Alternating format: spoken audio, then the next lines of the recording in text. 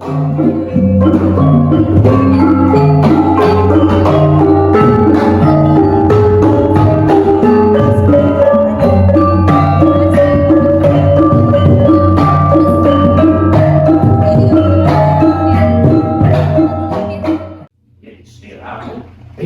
rasakan julidku tak sampai terlihat. Ayo, siap. Gempur Pancawati sabarkan Yayan. Anak buta tak ditindasi. Sejalan sahabat almani.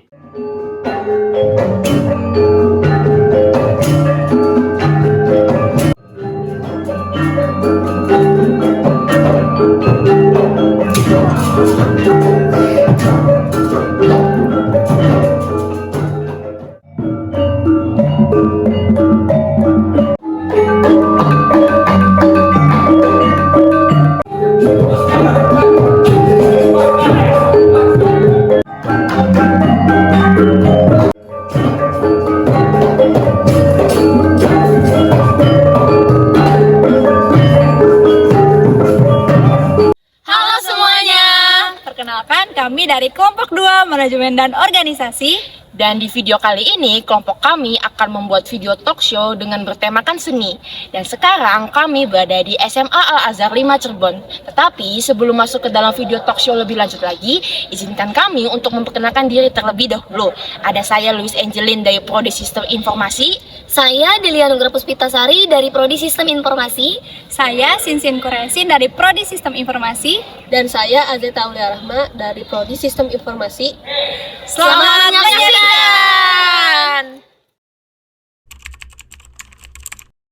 3, 2, 1. Selamat datang di Art of a Craft, talk show kami yang membahas tentang seni. Halo Kak Delia, bagaimana kabarnya? Alhamdulillah Kak baik, bagaimana Kak Sinsi? Alhamdulillah aku baik juga. Kak, hari ini kita akan membahas mengenai seni apa sih? Apa ya? Kira-kira penonton ada yang tahu nggak? Hari ini kita akan membahas tentang bagaimana sih seni pagelaran dapat membawa kebahagiaan serta membantu memecahkan masalah sosial dalam masyarakat, Kak. Wah, menarik sekali ya, Kak. Tentu saja dong, hari ini kita akan mencari tahu lebih dalam mengenai sebuah pagelaran, khususnya pagelaran wayang dan gamelan. Tidak usah berlama-lama lagi, kita akan menghadirkan seorang seni multi talenta yang berasal dari Cirebon nih, Kak. Semuanya, mari kita sambut Bapak Wario Sela.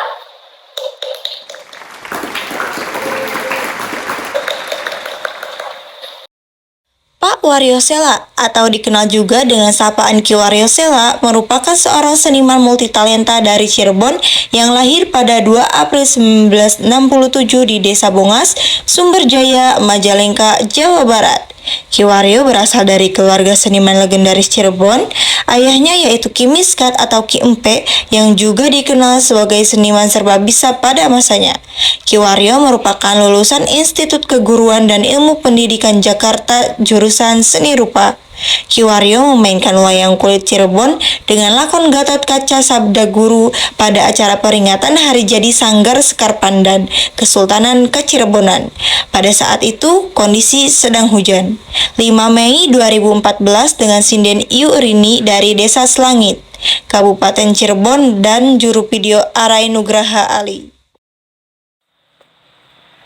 Pak Wario, bagaimana kabarnya? Alhamdulillah baik, sehat Mbak. Alhamdulillah, terima kasih sudah bergabung dengan kami pada hari ini. Sama-sama Mbak. Ya. Sebelumnya dalam biodata Pak Wario ini disebutkan bahwa Pak Wario akrab dengan sapaan Ki Wario ya. Ya betul Mbak. Ya. Ya.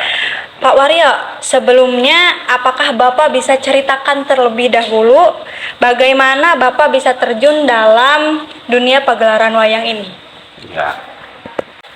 Wayang dan kehidupan saya ini merupakan salah satu kehidupan yang memang tidak bisa dipisahkan dari romantika kehidupan saya Mbak. Karena memang orang tua saya dulu, leluhur saya aktivitasnya di dalam dunia kesenian, diantaranya itu wayang, gitu ya, wayang kulit Cirebonan. Jadi saya sejak umur 10 tahun sudah dibawa oleh orang tua saya dari panggung ke panggung, dari desa ke desa, dari kampung ke kampung, ditanggap oleh masyarakat untuk memainkan wayang dan topeng Cirebon gitu diantaranya. Kalau siangnya topeng, malamnya wayang kulit gitu. Jadi saya dibesarkan dalam dunia kesenian itu dari sejak umur 10 tahun gitu. Jadi saya dibesarkan dalam suasana dan kehidupan dunia kesenimanan lah gitu dulu ya. Tahun 78 saya sampai sekarang gitu. Sampai sekarang. Nah, Wah, cukup menakjubkan ya teman-teman. Nah, Pak, menurut Bapak nih, tujuan dari adanya sebuah pagelaran wayang itu apa ya? Untuk apa? Ya, tujuan itu ada yang difungsikan sebagai hiburan di dalam kehidupan masyarakat kita kan ada upacara-upacara adat gitu ya. Maka upacara itu ada yang mengundang grup kesenian, tapi ada juga difungsikan sebagai hiburan. Jadi di Cirebon itu ada yang digunakan untuk upacara adat, misalnya nadran, sedekah bumi, kemudian mapagsri. Nah, itu sebagai bagian dari upacara adat. Wayang itu difungsikan untuk tradisi upacara tertentu ya. Misalnya kalau mapagsri itu biasanya ada lakon-lakon tertentu, misalnya tentang Dewi Sri gitu. Kemudian ada lagi nadran. Nadran juga prosesi tentang pesta laut. Nah, biasanya ada cerita yang berkaitan dengan pesta laut ya. Ada yang cerita buduk basuh dan lain sebagainya begitu. Ada juga sebagai sarana hiburan. Jadi masyarakat yang punya hajat misalnya menikahkan putra-putrinya gitu ya, ada yang memanggil grup wayang gitu. Oh iya, iya. Ya, sekarang masih ada yang seperti itu. Ada yang misalnya sunatan putranya gitu ya. Itu ada yang haul, ada yang syukuran juga seperti itulah. Jadi biasanya ditanggap, dipanggil semalam suntuk seperti itu. Dari jam 9 sampai jam 3 pagi. Jadi tujuan pagelaran wayang itu sangat bermacam-macam ya, Ya, Pak? ada yang sifatnya untuk upacara adat, ada yang untuk hiburan. Nah, diantaranya satu lagi yang untuk upacara adat itu misalnya penangkal bala, misalnya upacara ruatan.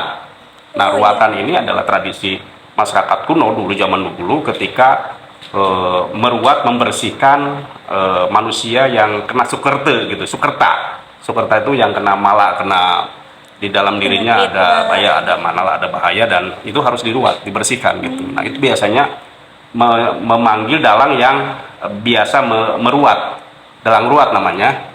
Jadi nanti lakonnya lakon ruat, lakon Betara Kala gitu. Beda lagi fungsinya khusus fungsinya ya, Pak? untuk ruatan gitu, Iya. untuk ruatan upacara adat. Baik, Pak, dalam beberapa acara yang pernah Bapak selenggarakan itu, bagaimana sih respon masyarakat terhadap pagelaran itu? Ya, macam-macam, Mbak, tergantung dari daerah, tergantung dari lokasi di mana pergelaran itu diselenggarakan. Karena kadang-kadang masyarakat itu ada fanatisme ke dalangnya. Jadi ada yang senang kepada dalang si A, masyarakatnya antusias. Tetapi kalau dalangnya tidak disukai, biasanya penontonnya kurang. Iya. Tapi ada fenomena yang cukup menarik di Cirebon itu sekarang gini, Mbak. Sekarang malah sinden itu yang lebih menonjol daripada dalangnya. Jadi sinden itu dibayarnya atau peminatnya lebih banyak daripada dalangnya sekarang itu di Cirebon itu. Jadi kadang-kadang dalang itu tidak memiliki peran, tetapi masyarakat lebih antusiasnya itu ke sindennya gitu, ke sindennya. Itu fenomena sekarang terjadi. Sehingga apa? Peran dalang itu di masyarakat kadang-kadang hanya sebagai sampingan, ada seperti itu. Yang penting sindennya, makanya ada peribahasa di Cirebon itu kalau ada tanggapan wayang atau pertunjukan wayang, biasanya masyarakat itu yang awam itu menanyakan sindennya siapa gitu. Ada wayang sindennya siapa, bukan dalangnya gitu kan zaman sekarang kalau di desa-desa ya. Iya. Ada wayang gitu. Sindennya siapa aja ya. Biasanya kalau sindennya yang favorit gitu, yang disukai, biasanya mereka datang dan itu biasanya punya anu masing-masing. Jadi sinden itu punya masa masing-masing gitu. Nah, dalang itu sekarang beda, tidak seperti dulu. Karena apa ya, mungkin kualitas pedalangannya yang harus ditingkatkan, pengenalan masyarakatnya juga harus dirubah, jangan suka terlalu berlebihan ke sinden gitu.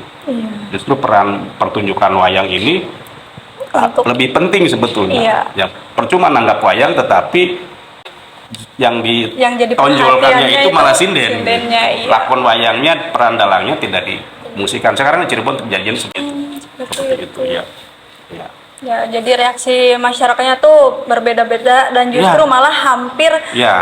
lebih fokus kepada Ya, sindennya ya, Pak. ada seperti fanatis itu. kepada dalangnya di daerah tertentu, ada fanatis pada sindennya di daerah tertentu gitu, kadang seperti itu. Tapi sekarang fenomenanya yang lebih disenangi adalah sindennya malah. Sindennya sekarang itu agak prihatin lah, tidak seperti di Jawa Tengah, tidak seperti di Jawa Timur gitu ya, di Jogja dan sebagainya. Kalau di sana pasti menonjol wayangnya, dalangnya gitu ya. Tapi di Cirebon ini malah Sindennya, iya. Dalang juga punya nama, tetapi sekarang masyarakat itu agak sedikit menurun terhadap apresiasi wayangnya gitu. Justru sinden yang lebih menonjol. Makanya PR bagi kita di sini di masyarakat Cirebon, terutama dalang itu ya, dalangnya harus meningkatkan kreativitasnya seperti itu. Gitu. Selanjutnya nih Pak, menurut Pak Wario ini keuntungan apa saja sih yang bisa didapatkan dari sebuah pagelaran wayang ini? Ya, keuntungan tentu karena kecenderungannya gini, kalau wayang itu kan sebagai media hiburan, juga sebagai media pendidikan, sebagai media komunikasi, dan sebagai corong pembangunan yang diperlukan oleh pemerintah gitu, sarana penerangan lah gitu ya. Kalau zaman dulu ada tuntutan-tuntutan yang harus dipenuhi oleh pemerintah ketika seniman itu berperan di masyarakat sebagai penerangan, sarana penerangan, sebagai sarana komunikasi, penyuluh masyarakat gitu, sebagai hiburan gitu. Gitu seperti itu. Terutama kalau di lingkungan sekolah seperti tadi ya, anak-anak main wayang itu sebagai sarana pendidikan, sebagai edukasi gitu. Edukasi ya. Terima kasih atas jawabannya yang sangat informatif, Pak. Pak Wario, bagaimana Bapak menarik minat masyarakat terhadap pagelaran wayang ini? Sedangkan di zaman ini kan ya seperti yang kita semua tahu gitu, zaman modern ini tuh apalagi anak-anak itu udah teralihkan gitu ya. Iya, betul. Makanya tadi saya sampaikan, seandainya wayang itu ditingkatkan kreativitasnya, garapannya ditingkatkan, ada beberapa hal yang harus diperhatikan dalam pertunjukan wayang supaya bisa menarik masyarakat sebetulnya. Pertama, penguasaan skill dalangnya, skill keterampilan dalang. Ketika memainkan wayang, tadi ada siswa saya, murid saya yang dia memutar-mutar wayang, melempar-lempar wayang, itu adalah salah satu upaya bagaimana menarik demonstrasi tentang candak cekel wayangnya gitu ya, candak cekel wayangnya. Kedua mungkin dari aspek dramatiknya, dari struktur cerita, kemudian lakonnya, kemudian dramatiknya sanggitnya harus ditingkatkan lagi, kemudian gendingnya, gamelannya. Nah, gamelannya itu juga harus diperhatikan. Kemudian seperti apa suasana di panggung, pemainnya tuh jangan pemain yang asal-asalan gitu ya. Ada yang kostumnya nggak seragam misalnya, ada yang kostumnya mungkin agak sedikit kurang menarik, sehingga harus dirubah. Tuh, pemainnya kalau bisa yang muda-muda, sindennya yang untuk menarik juga ya Pak. gitu, menarik. Kemudian struktur gendingnya juga harus dibuat. Nah, di kita itu sudah berusaha ya, di Cirebon itu sudah mulai mengatur struktur gendingnya, secara musikal harus diolah gitu kan. Sekarang sudah ada beberapa gending misalnya yang diolah untuk supaya menarik itu, biasanya Indramayu.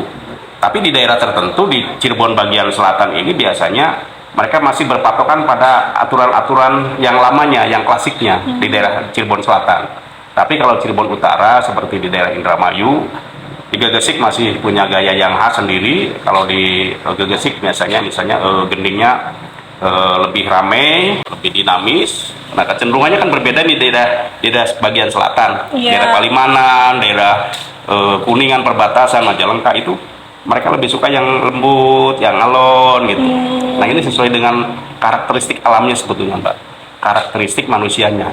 Jadi kita juga harus mengikuti nih. Oh, mainnya di daerah ini nih. Ya kitanya harus ngikut. Iya, harus menyesuaikan juga ya, Pak. Servisnya lah. Servisnya gitu. Kadang-kadang dalang itu juga sindennya mau siapa gitu. Itu juga bentuk servis supaya diminati gitu. Supaya penontonnya ada gitu. Itu Mbak barangkali yang saya bilang.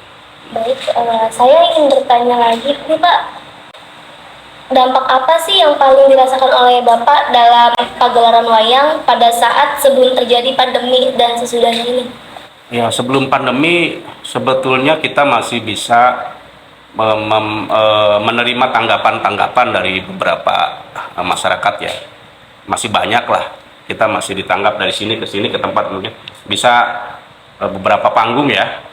Nah ketika pandemi otomatis kan karena ada peraturan pemerintah dan memang kondisi lingkungan yang sedemikian rupa genting ya Mbak ya, sehingga semua pementasan itu saat pandemi di-off-kan semua. Itu ketika pandemi ya, otomatis tidak ada tanggapan.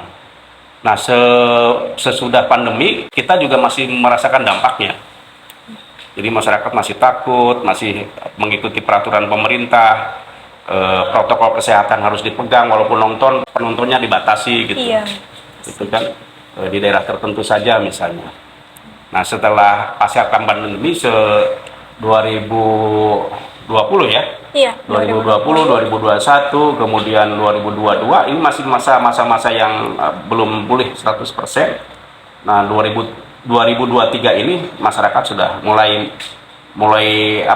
bangkit lah gitu ya, termasuk dampaknya ke kita, ke seniman ini bisa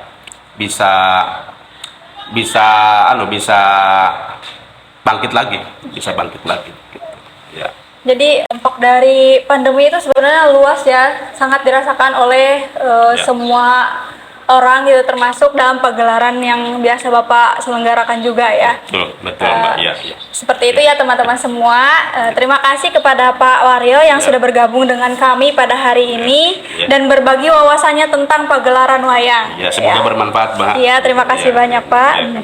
Ini adalah pengingat bahwa seni dapat memainkan peran penting dalam memecahkan masalah sosial dan membuat perubahan positif dalam masyarakat. Terima kasih semuanya. Sampai jumpa di kesempatan lain bersama kami hanya di Art for a Cause.